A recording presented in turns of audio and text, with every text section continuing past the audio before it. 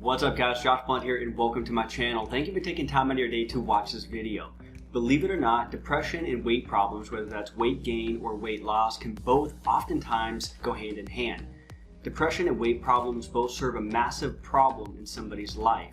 Some people will gain weight when they're depressed, while others will lose an unhealthy amount of weight when they're depressed. On the other hand, people can lose or gain an unhealthy amount of weight, which causes depression, which is going to lead to other unhealthy habits in their life. So as you can see and possibly even know, this can be a vicious cycle. So in this video, we're going to try to understand this a little bit more and find some ways to potentially help. Let's dive in.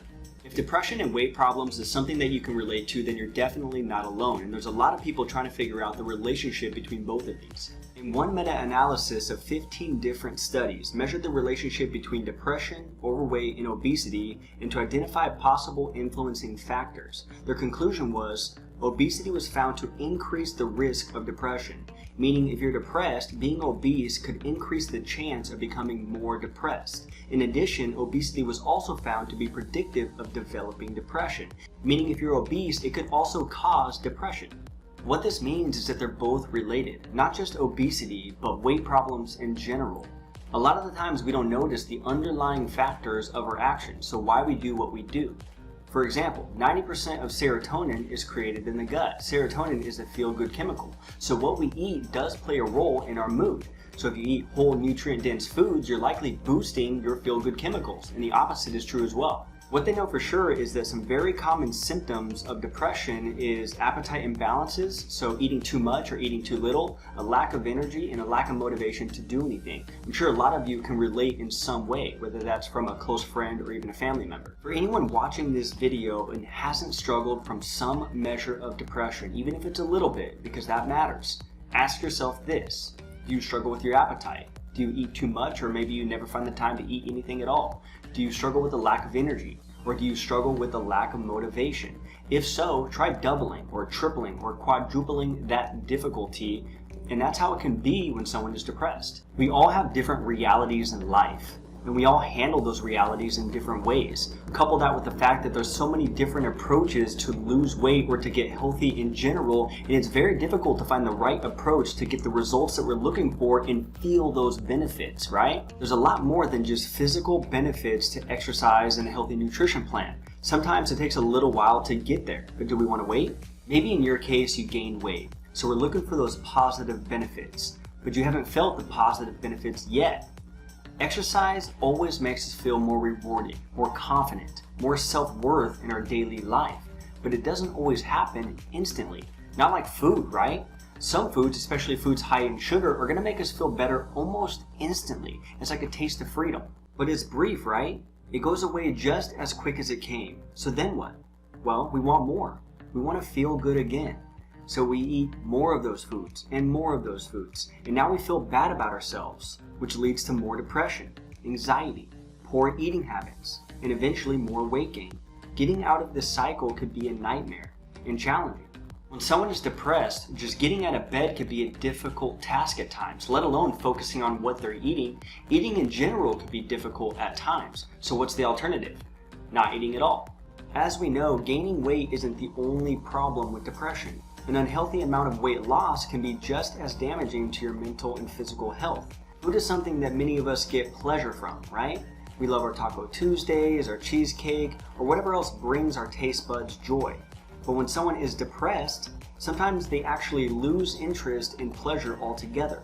Again, just getting out of bed can be a difficult task. If you don't feed your body with enough nutrients, your brain is going to suffer as well. Even though that your brain only accounts for about 2% of your body weight, it actually accounts for about 20% of your body's energy use. And that energy comes from healthy foods, nutrients. So if you don't feed your body and your brain, you could actually suffer from the same symptoms as depression if it's not the actual cause in general, a lack of motivation and a lack of energy. Now, I'm not opposed to different methods of help, whether that's talk therapy or doctor-prescribed medication, but one of the most powerful tools that you could use is consistent exercise and a healthy nutrition plan, which I totally understand is a very difficult concept when even getting out of bed is a difficult task. Researchers have been studying the effects of exercise when it comes to depression for over 100 years, and they've come up with a lot of different hypotheses, including the endorphin hypothesis. The endorphin hypothesis predicts that exercise has a positive effect on depression due to an increased release of endorphins following exercise. Endorphins are related to positive mood and overall enhanced sense of well-being. Or even the monoamine hypothesis. The monoamine hypothesis appears to be the most promising of the proposed physiologic mechanisms. This hypothesis states that exercise leads to an increase in the availability of the brain's neurotransmitters, including serotonin, which we talked about earlier, dopamine, and norepinephrine. And these are actually diminished with depression. These feel-good chemicals are almost immediate. Nobody regrets working out after they're finished. Maybe we hate it during the workout, I totally get it. But after the workout, we feel accomplished, we feel proud, we feel a sense of discipline. These feel-good chemicals are almost non-existent in those who are depressed, and now we understand why. It's hard to feel accomplished or proud or any sort of discipline when we have no energy to actually care. Researchers also came up with the distraction hypothesis. The distraction hypothesis suggests that physical activity serves as a distraction from worries and depressing thoughts. In general, the use of distracting activities as a means of coping with depression has been shown to have a more positive influence on the management of depression and to result in a greater reduction in depression than the use of more self-focused or introspective activities such as a journal keeping or identifying positive and negative adjectives that describe one's current mood. Meaning, the use of exercise is a more beneficial tool than jotting down your feelings in a journal, even though in my opinion, both should definitely be used.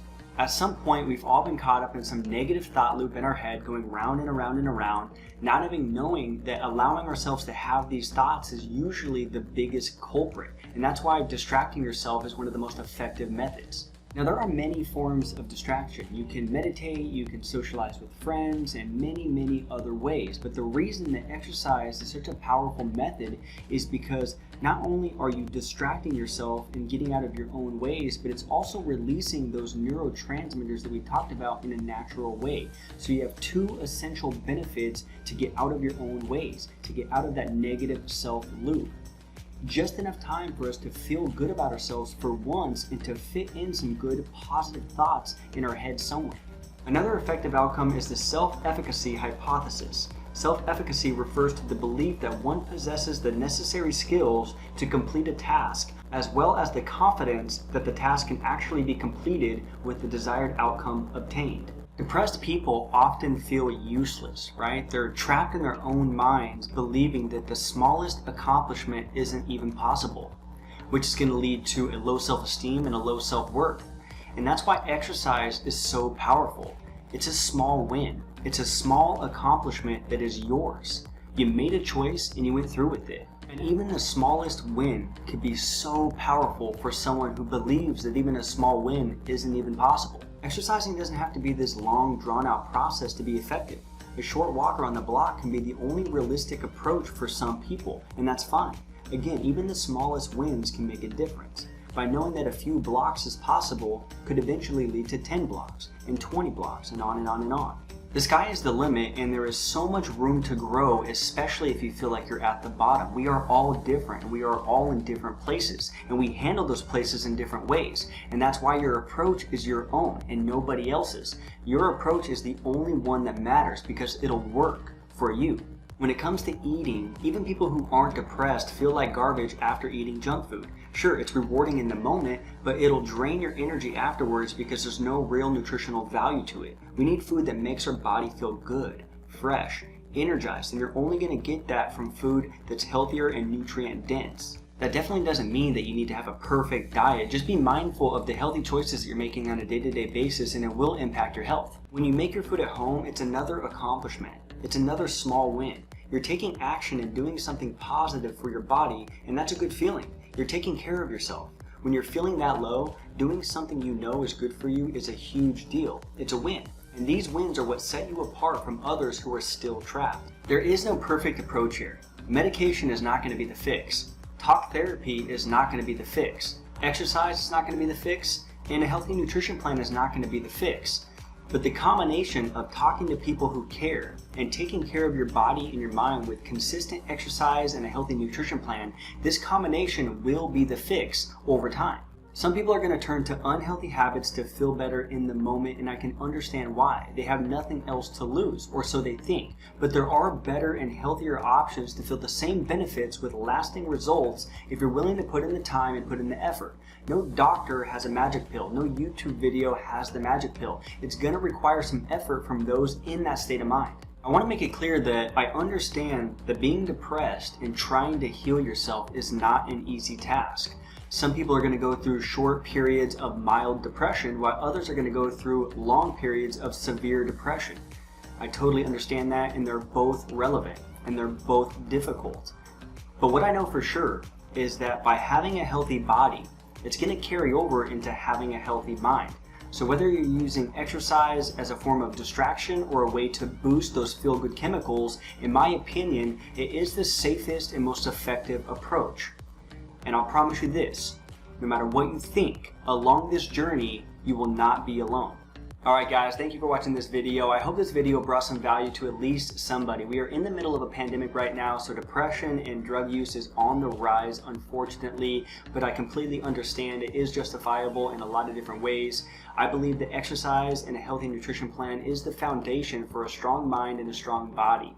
If you have any questions at all, or if you want me to dive a little bit deeper into these kind of topics, the mindset and how to get over depression, or just how to establish positive habits in your life in general, write it in the comment section down below. Make sure you give this video a thumbs up. I also have some free content linked in the description box down below. Make sure you check that out, as well as all of the exercise equipment that I use on a daily basis at home while the gyms are closed to stay lean year-round. So you're welcome to check that out as well. Again, if you have any questions, please put it in the comment section down below. I will definitely get back to you, and I will see you guys on the next video.